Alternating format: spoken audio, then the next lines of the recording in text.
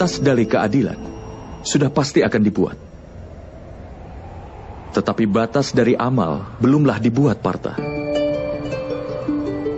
Perbedaan di antara amal dan perbuatan sangat perlu untuk lebih dipahami lagi. Semua amal adalah perbuatan, tapi tidak semua perbuatan adalah amal. Amal adalah suatu perbuatan di mana hasilnya sangat diharapkan. Ketika seseorang melakukan amal dan berharap mendapatkan kenikmatan, kekayaan, dan kehormatan, maka dia terikat pada hasil perbuatannya itu.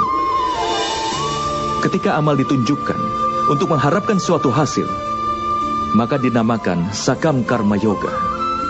Dan ketika amal dilakukan tanpa mengharap hasil apapun untuknya, maka itu dinamakan niskam karma yoga.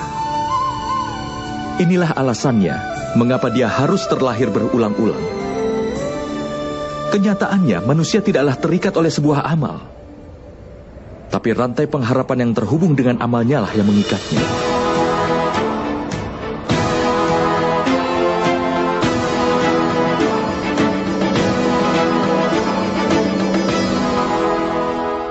Bagaimana bisa, Madhawa? Jika kau berharap kemenangan dalam peperangan ini, maka kau akan merasa sangat berduka atas kekalahan. Dan kedukaan itu akan memaksamu melakukan hal lain lagi yang kau butuhkan untuk dilahirkan kembali. Lalu jika ternyata kau menang, kesombonganmu pun akan makin tumbuh. Dan kesombongan itu akan membawamu ke arah kemenangan duniawi. Dia akan membuatmu membunuh, dan dosanya seharusnya akan terikat padamu. Pikirkan hal itu. Jika di dalam pertempuran ini kau tidak punya kemauan untuk menang dan tidak takut akan kehilangan, kau akan merasakan kebahagiaan atau kesedihan di akhir peperangan ini. Tidak merasakan kebahagiaan, Madhawa. Tidak pula kesedihan. Karena itu kebahagiaanmu, kedukaanmu, keputusasaanmu, kekecewaanmu bukanlah karena perang ini. Harapan yang kau miliki dari peperangan inilah yang menyebabkannya. Bukankah menurutmu begitu, Partha?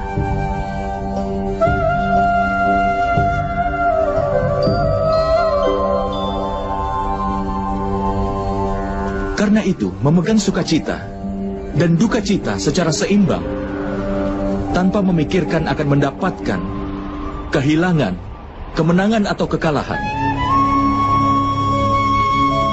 Dan itu artinya, jika kau terlibat dalam pertempuran, maka sukacita, duka cita, kehilangan, kemenangan atau kekalahan, wahai putra Kunti, maka kau tidak akan menanggung dosa apapun. Inilah yang disebut karma yoga. Orang yang mempelajari pengetahuan tentang Sankhya menyadari kenyataan bahwa dia bukanlah suatu tubuh, tapi suatu jiwa belaka. Bahwa kebahagiaan dan yang dialami tubuhnya hanyalah sampai pada kematian. Dan karena itu tidak nyata, tetapi hanya sebuah ilusi. Baginya menjadi seorang karma yoga menjadi lebih mudah. Tapi Madhawa, jika perbuatan dimaksudkan untuk dikendalikan, bukankah bijak untuk melepas keduniaan dan menempuh jalan kesucian? Pemikiran seperti itu adalah satu-satunya alasan untuk perang hari ini, Partha.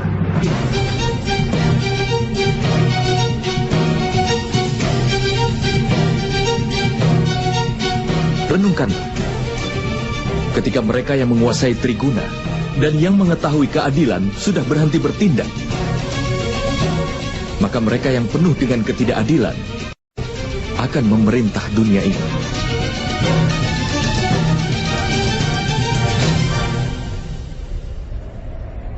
Tapi Partha, kenyataan pahitnya adalah bahwa hanya mereka yang baik yang bisa berguna bagi dunia ini. Tapi mereka orang yang selalu berpikir tentang kesucian. Layaknya air yang melayang sebagai uap dan debu yang tetap berada di sana. Sama halnya, dengan orang suci dan terpelajar yang meninggalkan dunia. Dan mereka yang tidak adil namun dikuasai kebodohan sudah memerintah dunia. Atas alasan ini dosa-dosa dan ketidakadilan tumbuh di dunia ini.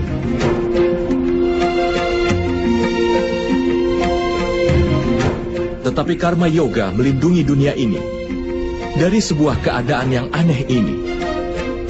Seorang karma yoga akan berhenti berharap pada hasil, tetapi bukan pada perbuatan itu sendiri. Dia berada di dunia ini layaknya seorang suci.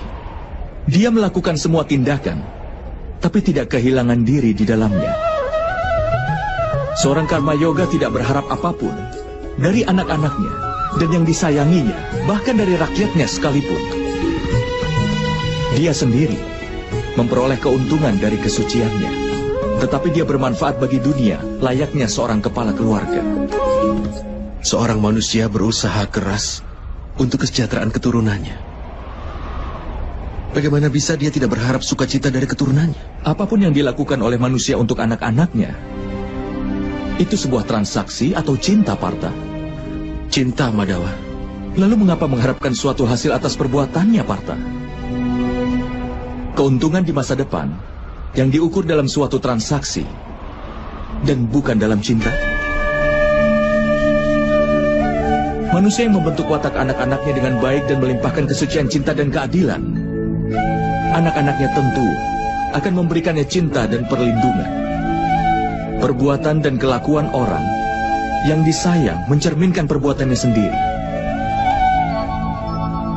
Dan ketika seseorang tidak lagi berhak atas perbuatan mereka sendiri, lalu apa gunanya lagi untuk memiliki harapan besar dan kemudian juga berharap besar kepada mereka? Jika kau pikirkan ini dalam-dalam, Partha, kau akan segera menyadari bahwa tidak ada perbuatan di dalam kehidupan yang menghubungkan harapan dan pengharapan yang tidak terelakkan. Ketika makhluk adalah dewa dan manusia adalah bagian dari dewa, maka semua tindakan disebabkan oleh dewa itu sendiri. Seorang manusia tidak akan melakukan apapun dengan sendirinya. Inilah prinsip dasar dari karma yoga, Partha.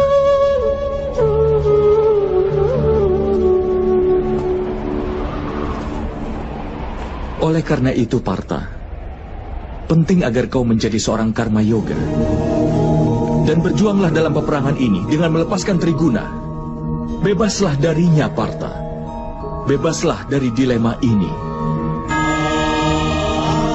Pikirkanlah selalu kebaikan yang adalah dewa sendiri, dan lanjutkan semua kewajibanmu. Hasrat yang kau miliki untuk mencapai sesuatu dan pikiran untuk mempertahankan sesuatu yang telah kau capai sebelumnya atau yang telah kau bangun dalam semua harapanmu, itu harus dihentikan, Partha. Dan bebaskan jiwamu sekarang juga.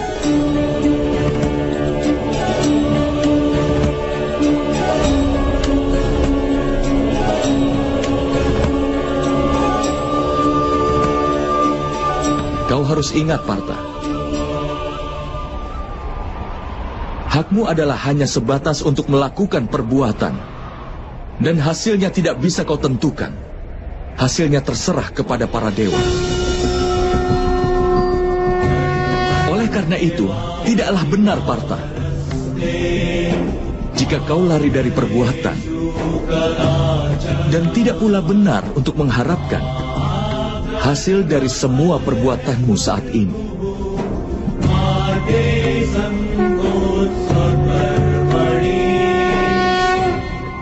Orang yang tidak mengharapkan hasil, tapi tidak berhenti berbuat baik. Lalu bagaimana seorang karma yoga itu bisa dikenal, Madawa? Dengar, Partha, orang yang membuang makanan hanya untuk mengabaikan rasanya, pada kenyataannya hasrat untuk merasakan tidak pernah hilang dari pikirannya.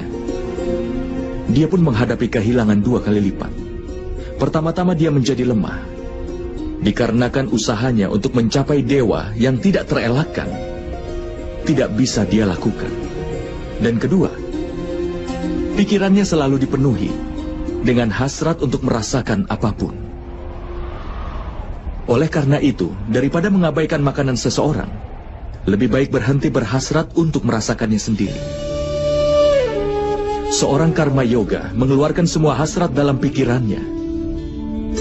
Dia menerima kehidupan sebagai kewajiban dan menjalankan tugasnya. Tapi dia tidak pernah selaras dengan tindakannya. Dan Partha, seseorang yang tidak punya harapan dan pengharapan dari tindakannya adalah orang yang tujuannya akan terpenuhi. Orang yang pikirannya tidak goyah walaupun setelah mengalami kegagalan. Orang yang tidak berpikir bahwa dia yang paling hebat bahkan setelah kesuksesannya. Orang seperti itulah yang disebut sebagai karma yoga. Dan orang seperti itu akan berhasil dalam kehidupannya hingga berulang kali.